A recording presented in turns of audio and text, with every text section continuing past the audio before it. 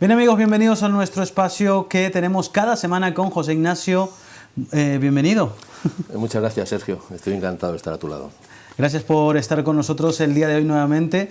Y vamos a seguir hablando de Israel. En este caso, hoy hablaremos de la guerra mediática contra Israel. Y para eso, pues, José, hay muchas cosas que decir. Yo he estado en diferentes charlas y realmente parece inclusive que alguien se lo estuviese inventando, pero es real lo que está pasando.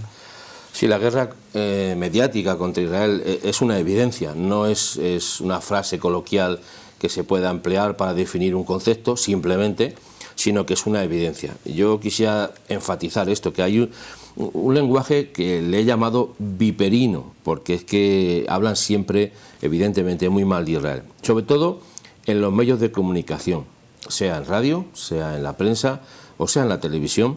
Se emplea un lenguaje que me atrevo a definir con una expresión que puede ser malsonante, pero es obsceno, totalmente obsceno, dañino y además incita al odio contra los judíos. Por tanto, yo creo que hay que saber leer los titulares, saber entender las noticias, comprender lo que tratan de decirnos, porque hay una guerra mediática contra Israel. ¿Y qué relación tienen los medios de comunicación y la ONU, por ejemplo? Bueno, en este punto quisiera que viéramos unas imágenes de un vídeo que es de la embajadora de Estados Unidos en la ONU, en el cual habla con toda claridad acerca de lo que está sucediendo en la ONU. No solamente, y déjeme decirlo así, la ONU es lo que he llamado un nido de serpientes, también los medios de comunicación tienen la misma lengua que antes hemos definido como viperina y venenosa contra Israel. Mire, la conjunción de foros venenosos contra el Estado de Israel y por ende contra todos los judíos en general ha envenenado las pocas fuentes de libertad intelectual que todavía, y digo todavía, no están contaminadas. Aquí vemos las imágenes de la embajadora Nikki Haley, embajadora de Estados Unidos en la ONU, que ha puesto total claridad y orden en el programa internacional de acusaciones contra Israel. Y déjenme decirlo así, hay un programa internacional de acusaciones contra Israel. La embajadora de Estados Unidos realmente ha sacado los colores a la comunidad internacional, que supuestamente es neutral en la ONU, y ha dejado claro el cambio de criterio de su país, o sea, de Estados Unidos, con respecto a este organismo del cual estamos hablando, que es la ONU.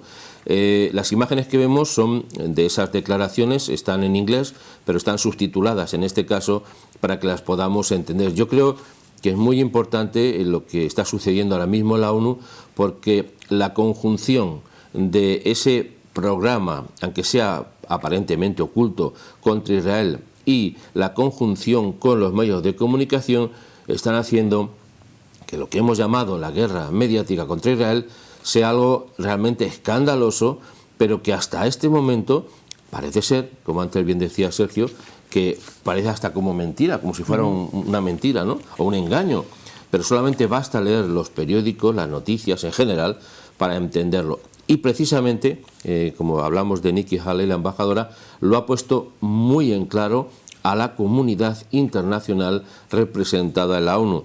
Yo creo que este es un punto muy importante que desde luego va a producir un cambio en las relaciones internacionales y en cómo se ve Israel respecto a los demás países, especialmente cómo se ve en la ONU. Pues nosotros vamos a, por ejemplo, hablar, ¿qué lenguaje, José, crees que utilizan los medios de comunicación para referirse a Israel?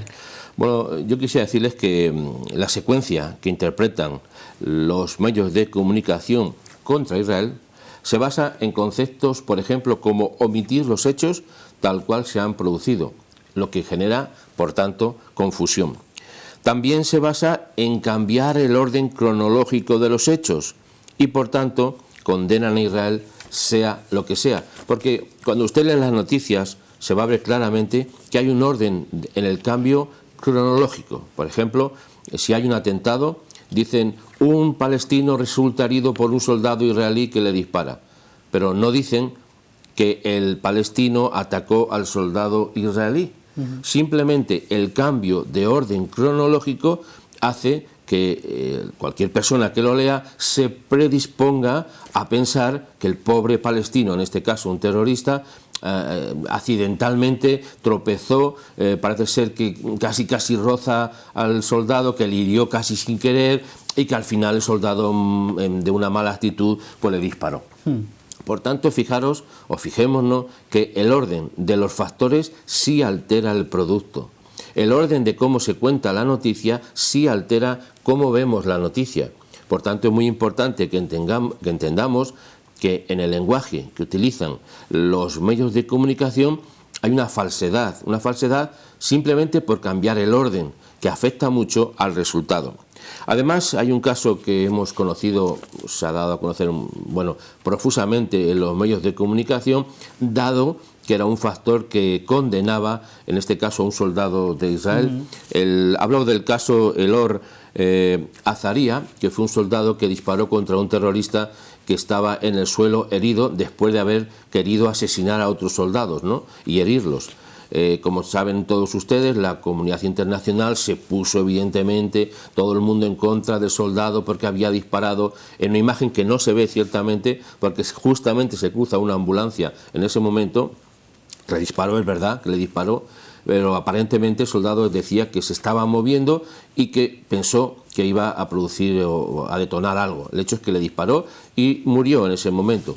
Pero la noticia no empezó de esa manera. Empezó que el terrorista ya el terrorista que hemos hablado de él, atacó directamente a los soldados y fue herido. Y este joven, un joven, ojo, de 18 años, estábamos hablando hace un momentito en la redacción de que los soldados en Israel, hombres y mujeres, van al ejército con 18 años a defender no solamente su país, a defender sus propias vidas, ¿no? Imagínense un joven en medio de un atentado con 18 o 19 años, ¿cuál puede ser su reacción viendo que un terrorista apuñala indiscriminadamente a quien pilla y a sus compañeros? No estoy justificando la violencia, déjeme decirlo porque alguien va a pensar que estoy justificando la violencia. No la estoy justificando.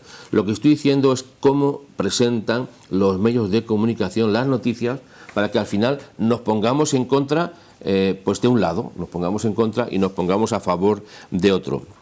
En el caso que estaba mencionando, el joven soldado ha sido condenado por la propia los jueces en Israel, o sea que no sé si todavía habrá un solo terrorista que haya sido condenado, y digo un terrorista, no un soldado, un terrorista condenado en algún país árabe por asesinar a judíos. Me parece que todavía eso no existe, pero este joven está en la cárcel esperando que pueda ser su pena conmutada de alguna manera, dado las circunstancias que se vieron afectadas por este caso en particular. ¿Y por qué se habla del lenguaje viperino de los medios de comunicación contra Israel? Bueno, es un lenguaje como la serpiente, ¿no? Un lenguaje doble porque por un lado, como hemos dicho antes, omiten claramente el orden, omiten la noticia o la dan parcialmente, y por otro lado omiten el orden cronológico, o sea, siempre hablan de lo que acontece en segundo lugar en vez de lo primero. O sea, si el orden es, y tengo aquí un ejemplo que tengo muchas noticias al respecto, pero una, por ejemplo, mire, déjeme decirlo así, el titular: esta mañana Israel bombardea Gaza causando numerosos daños. Son titulares que los podemos leer en la prensa continuamente, bueno, continuamente cuando se produce. En letra pequeña: Hamás lanzó 3 cohetes que no causan ningún daño en Israel el día de ayer. O sea que la noticia se presenta como que hoy Israel ha bombardeado Gaza, y en letra pequeña se dice, bueno, que ayer parece ser que accidentalmente 3 cohetes salieron, pero no causaron ningún daño en Israel. O sea, esta forma de presentar la noticia justifica el terrorismo y a la vez pone en entredicho la actuación defensiva de Israel. Por eso hablamos de un lenguaje viperino, porque es doble. Porque por un lado quieren presentar la noticia como verdadera, pero por otro lado es una noticia falsa porque está orientada hacia un fin. La orientación no es informarnos, no es decir, ha pasado esto y en este orden. La noticia es confundirnos y presentar a Israel, en este caso a las FDI, o a los soldados en Israel como los agresores y a los pobres terroristas como las víctimas. Y mire, esto se ha pasado aquí en España igualmente, o sea, no es una cosa nueva. Aquí en España la ETA se ha presentado como la víctima y a los guardias civiles o al ejército como los agresores. Y todavía se sigue presentando esa imagen, pero no nos damos cuenta. Ahora, cuando hablamos de Israel, sí nos damos cuenta enseguida de que son los agresores. Pero no queremos ver que en nuestro propio país tenemos una serie de connotaciones que nos hacen no comprender igualmente las noticias. Por eso hablamos de un lenguaje viperino. ¿Por qué? Porque es doble en todos los sentidos. Mire, es llamativo el caso de los medios supuestamente moderados que, por ejemplo, condenan a un soldado israelí por matar, obsérvese cómo está puesta la noticia, esto está en la prensa, lo pueden encontrar en internet, condenan a un soldado israelí por matar a un agresor palestino herido. O sea, fíjese cómo está puesta la noticia, condena a un soldado por matar a un agresor palestino. Yo no sabía que ahora a los terroristas se le llamen agresores. Yo no entendía ese lenguaje. Yo creo que decimos en castellano ese refrán, al pan pan y al vino vino, ¿no? O el agua clara y el chocolate espeso. O sea, las cosas se dicen como son. Pero aquí no, aquí se dice que era un agresor palestino herido. O sea, observe el orden de los factores. Era agresor, no era terrorista, estaba herido, no podía hacer mucho y al final, pues sí, o en medio era palestino, pero pobrecito, ¿no? O sea, observe cómo el cambiar el orden, el cambiar la forma de expresar la noticia fomenta ese odio contra Israel y por eso hablamos de un lenguaje doble o un lenguaje viperino. ¿Y qué responsabilidad tienen las facultades del periodismo en la guerra mediática contra Israel? Bueno, aquí los periodistas en este país juegan una labor determinante. Tenemos algunas imágenes de periódicos realmente, pero en realidad estamos hablando de periodistas, ¿no? Porque los periódicos son los medios donde escriben los periodistas y donde se hacen los artículos, etcétera, etcétera. Mire, las facultades de periodismo tienen una responsabilidad muy grande en este país porque son una especie, y déjeme decir esta expresión para que pueda ser bien comprendida, se han convertido en una especie de gulag soviético donde se reeduca a la gente contra los judíos, contra la democracia y contra Occidente. Pero no solamente en esos factores, también se ataca o se denigra a los cristianos, a los judíos y a todos aquellos que no comulgan, y déjenme emplear esa expresión, comulgan con sus ideas. Las facultades de periodismo en este país yo creo que han sido tomadas, violadas, encarceladas y en breve ejecutadas por elementos hostiles a la verdadera educación. No se pretende educar, sino reeducar en doctrinas antibíblicas, anticristianas y antijudías. Yo creo, y lo conozco muy bien de primera mano, que los profesores universitarios se jactan de demócratas, de liberales, de progresistas, pero incitan al boicot, a las desinversiones y a las sanciones contra Israel.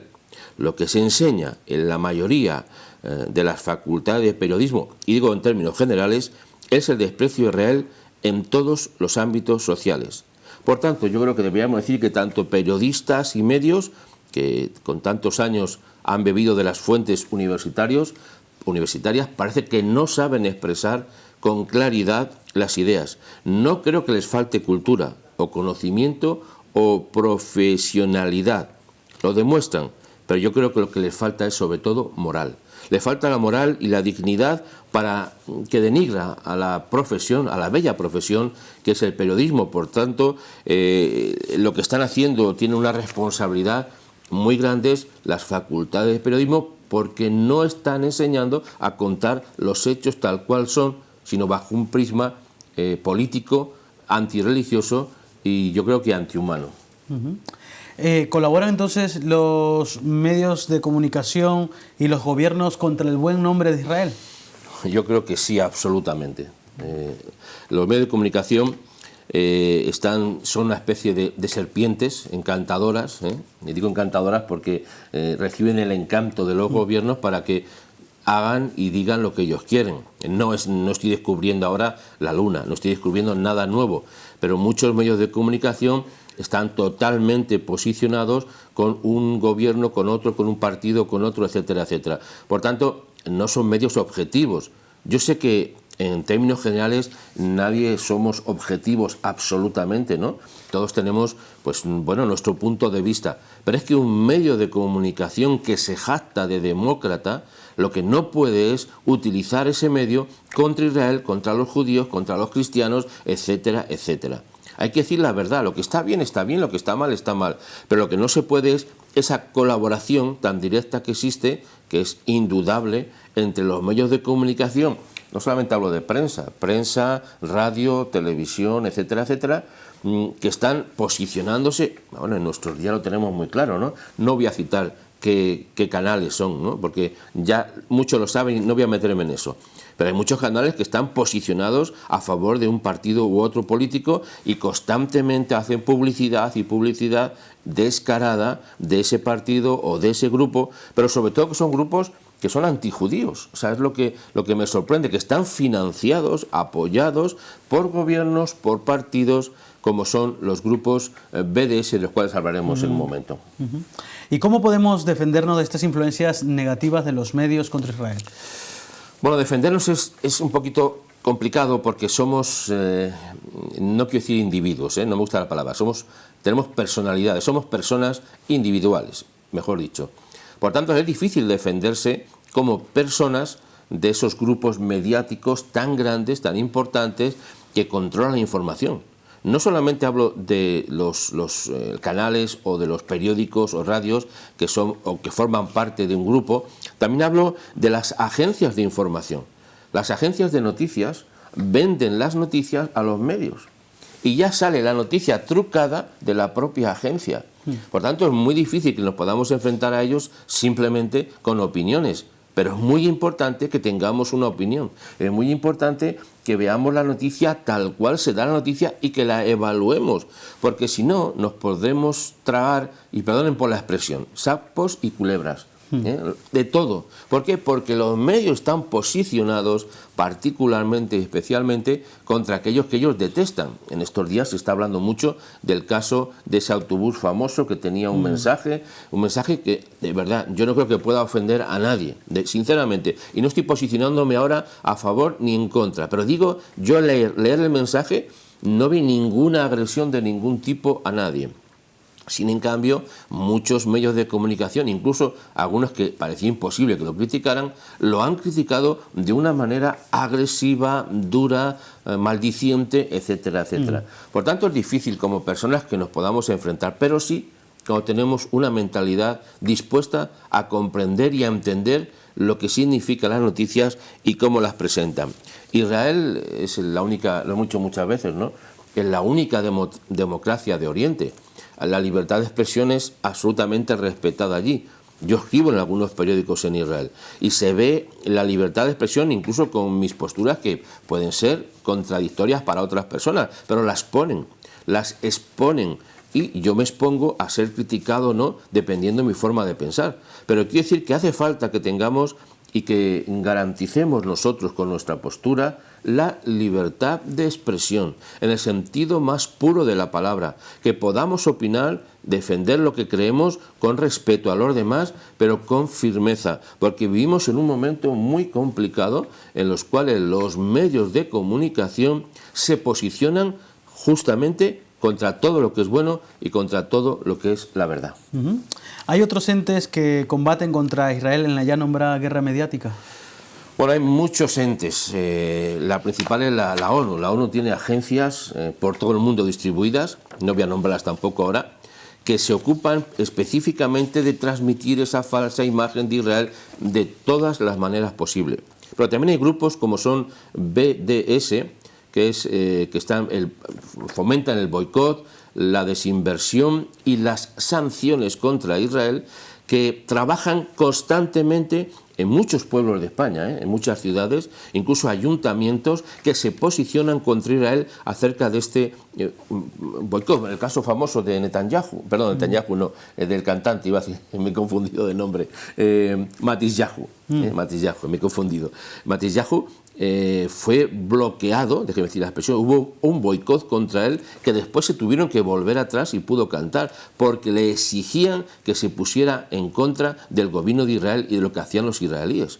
Pero es que eso pasa en las universidades, en el campo de la música, en el campo de las ciencias, en todos los campos. Los grupos BDS, patrocinados por muchos ayuntamientos en España, está provocando que la imagen de Israel quiera ser distorsionada. Pero una buena noticia, están perdiendo caso tras caso en los propios ayuntamientos, que se vuelven atrás al ver lo que está pasando. Dentro de poco hay un partido, ¿no? Un partido, los que entienden de fútbol, que yo no entiendo nada. Sí, sí, sí. Hay un partido que Israel va a jugar, creo que es en una ciudad en España, en el norte de España, creo que, no recuerdo dónde. Bueno, ya están promoviendo el boicot contra los jugadores porque juega Israel un partido internacional, ¿no? O sea, hasta ese punto llega la falsa y la lengua viperina que hablábamos antes de los medios de comunicación. Pues, ¿cómo podemos concluir, José Ignacio, con lo que estamos hablando el día de hoy? Mire, yo creo que el tiempo es lo único que en la vida se pierde y no se vuelve atrás. Perdemos el tiempo y no lo vamos a recuperar nunca. Por tanto, yo creo que como conclusión deberíamos de aprovechar bien el tiempo, específicamente defendiendo la verdad, en el sentido más amplio de la palabra, y específicamente defendiendo a Israel de todas estas lenguas viperinas que tratan de dañarlo. Todo lo demás es pasión por la confusión, déjenme decirlo así. Hay pasión por confundir. Por eso nosotros tenemos que hablar con claridad, con firmeza, con honestidad, diciendo la verdad, pero teniendo una posición firme en la defensa de Israel. Por tanto, yo le aconsejaría que aporte claridad en un mundo mediático a oscuras y que el cielo le bendiga, como dice la Escritura, que al que bendiga Israel, el cielo le bendiga. Pues que así sea usted bendecido si se pone al lado de los buenos. Muchísimas gracias, José. Nos vemos la próxima semana y nada, esperemos que podamos seguir hablando sobre estos temas tan fascinantes. Muchas gracias. Bien, nosotros vamos a ir a publicidad y regresamos con más en el programa.